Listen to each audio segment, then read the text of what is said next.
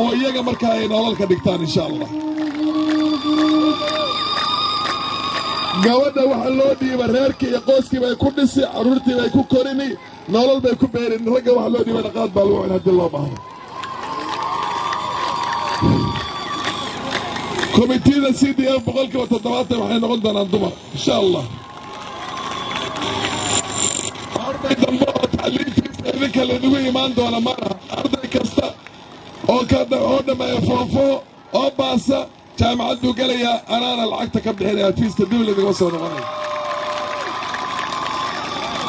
insha Allah biidni illaahi albaari. ma maqlaysaan?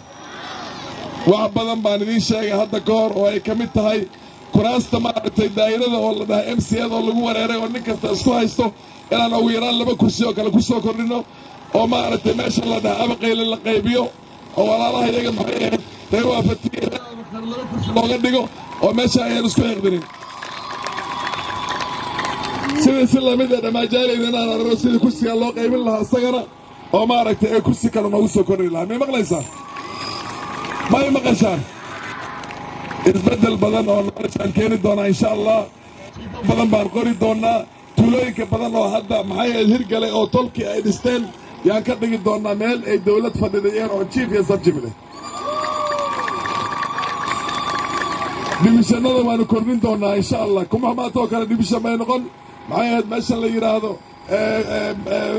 calikuna dibishan bay noqon meeshan la yidhaahdo maxay ahayd hamey iyo maxay ahayd dhamaajaale waa la kala qaybin 2 dibishan bay noqonayaan.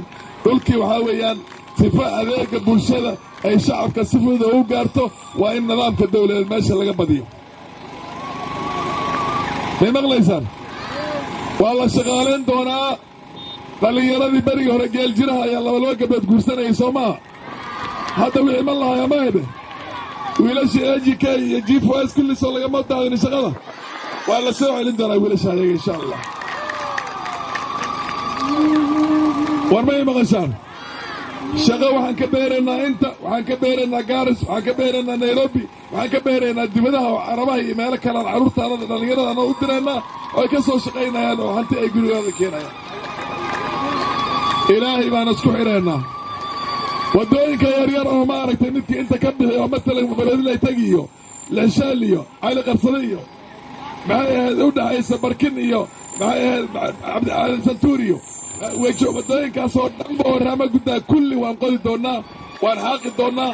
way u fududaan doontaa dadka in hame inta laga taga si fudud loo taga dhammaajaalay oo majo maxay ahayd meesha la yidhahda maka meel kastaaba dhulkii maaragtay isgaarsiintiis inay fududaataa. ma maqlaysaan? war may maqashaan? may maqashaan? bilaha safaaricoomna waan soo kordhin doonaa sifo meel kastoo dhammaan si fudud loogu hadlo insha Allah biidni illaahi albaari.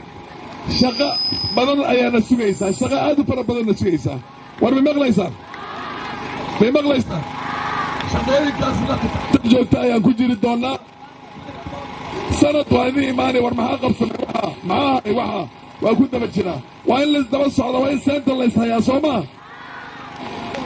ninka madaxa haddaan seenta la qaban uu saseexan soo maa. madan gartaan soo maa. sidan baan u wada hadli doonaa. waa maalin kasta maxay aan u wada tashan doonaa. war may maqasheen? dhallinyaradan ku mashquushay qaadka iyo mukhaadaraad kale ka imaan karta iyo wareerkaasoo dhan buu iska jiro. kulli waxaan u hagaajin doonaa kawaanja war wanaagsan oo carpet leh oo maaragtay ay ku samayn doonaan tababarkooda oo adduunka marka dambe kooda aad wax u yaqaanaan meel kasta la geen karo. may maqasheen? fursadahaynu furaynaa insha Allah. fursadahaynu furaynaa.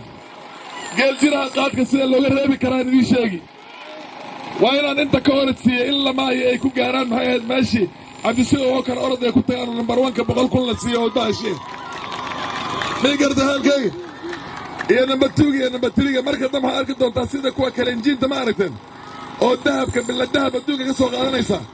wiilal waxaad arki doontaa reer dhadhaab oo waxa soo qaadan doonaa. war Soomaalida maqal nolosha inay isbeddeshaan rabnaa.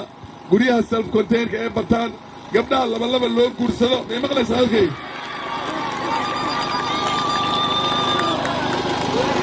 warmay maqashaan idinkan hadiidina raggan ay gabar labaad soo kordhiyaan haddii dhaqaala meesha ka dhaco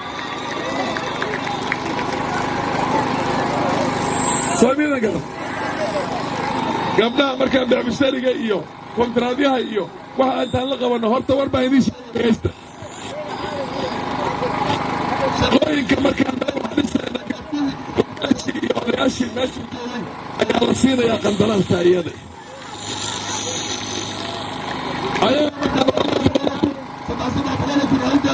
gabadhi ha kusii shaqaysato hadina meel ha dhigato horumar ha gaarto dukaama ha dhisato marka dambe taajir bay noqonayaan gabdhaha waa la yaqaanaa gabdhaha wax abuur way yaqaanaan markaa taajirka noqotaa laakiin ragga ha ku saysanna warmay maqashaa markaa horta waxaan idiin sheegi isbeddel baan rabnaa nolosha hadday isbeddesho ummaddan ummad diinlebay way tahay ummad dhaqanle bay tahay ummad sharafle bay tahay ummad macaasida oo dhanba ka maqan bay tahay laakiin waa in loo fududeeyaa inay waxaasoo dhanba ka fogaadaan maxaa dhe nolosha ayaa isbeddel keeni kartaa qofka diinta leh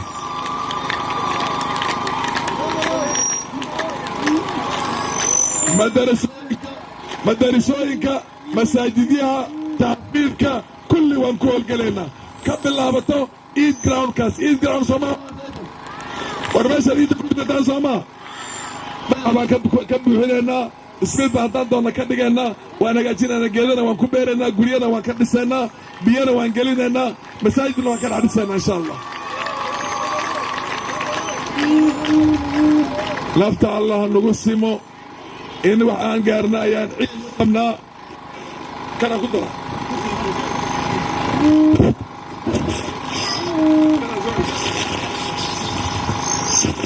annagii baa waxaan ciid u qabnaa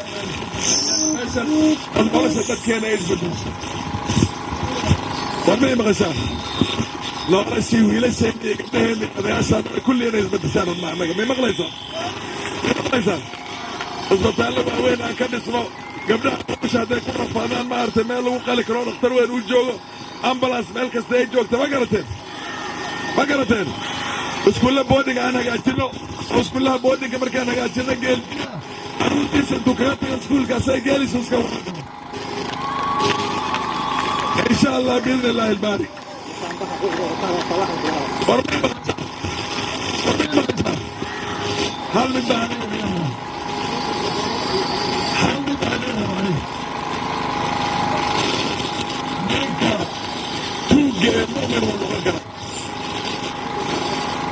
ninka dilaaga ee mumin uu noqon kara anagarta sooma ninka maxaasi kala gala mumin uu noqon karaa laakiin hal shaksi baana mumin noqon karin eelunaare beenaalaha fidnaayiga oo beenta intuu gollo maleego ummaddaas ku fidnayo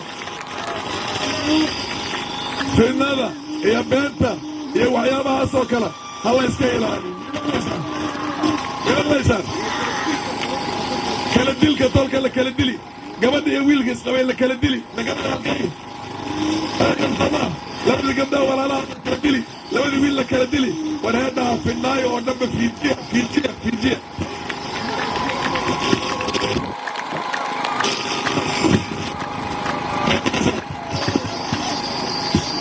gabdhaha anigu nin guur badan baan ahaa idin sheega horta dhegaysta kumana khasaarina carruur badan oo walaalihiin baa hadda joogtaa soo saa maaha hadda ka hor anigu hadda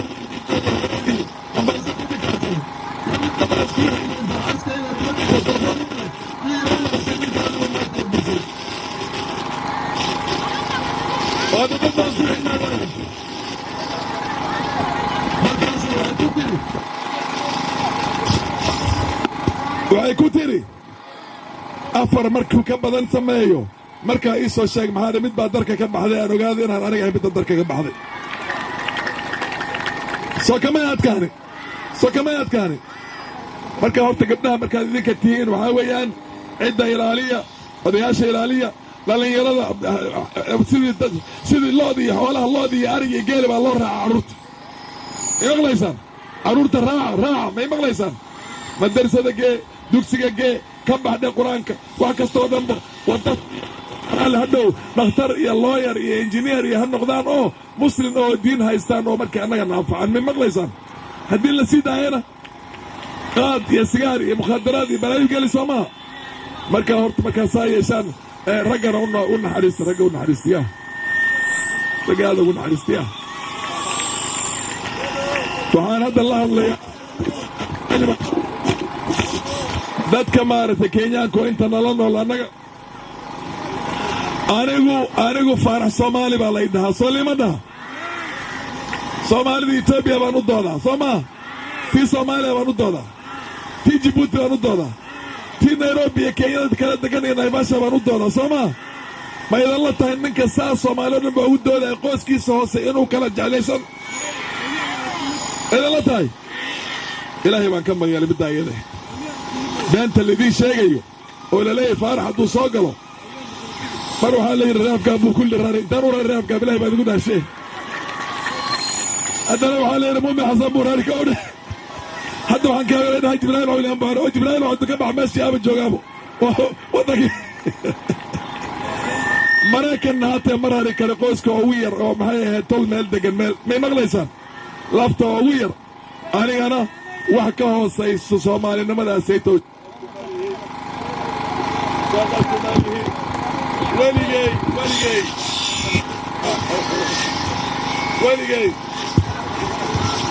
weligay cunug ii imaaday yaa tahay ma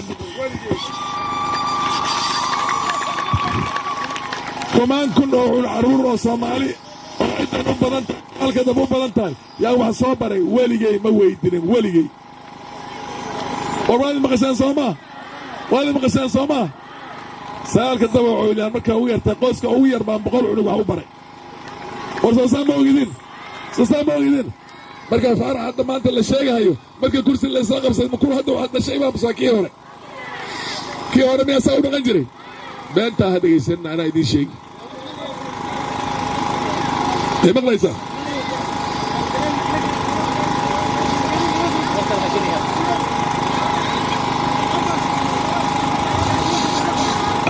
waa kee waay ukaadi hay dhib ma lehe war miyay maqashaan midda kale kursiga dadka islaam weyaan may maqlaysaan colaad ma jirto tartan yar baa jira soo maa waxaa la arkaa laba aniga kuwaan dhalay baa kuwii la dhasho aminacasooda ay dhashay baa jirta oo markaan baarlamaanka u istaagay aniga shiidaha isla qabsan jirna kursiga shiidii u dhisi jira isaga may maqlaysaan shiidaha walaalkaani dhisi jirayna wuu jiraa soo maa markaa waxaan idiin sheegi waxaan waa tolnimada guud oo fiirsada idinka yaa cundhaha ciddan waa halkoo qoose waa halkoo soomaaliya waa halkoo qoose may maqlaysaan aad baad u mahadsan tihiin waan ka baxay khayr baan isku ognahay maalinka sagaalka gabar kastooy marka laguu sixi hebel baan rabaa markaad tidhaahdo wiilasha ajadka u yeedha bal fiiri inay meesha aan rabay maaragtay ii saxayaan may maqashaan haddii kale intaad tidhaahda rayla yaa la arkaa in ruuto lagu saxa soo maa lacag baan ku siin ninka ku dhaho lacagtaadi kuunaada ka iibsadana halkaa maalinka qadadaasayto miyaa 5 sano ku iibsan dad baa la sheegaya hadda waxay leedahay annaga dan kama lihine maalinkaa un baan lacagyo jawaanna la imaanaynaa oo kura kasta waan gadanaynaa ha dhegaysanina mustaqbalkeennii iyo aayatiinka waddanka ayaa yaa maarata ansaxaynaa insha allah hadda waxaan la hadlayaa kenya meesha nagu weheliyo oo af soomaali aan garanaynin waa api murume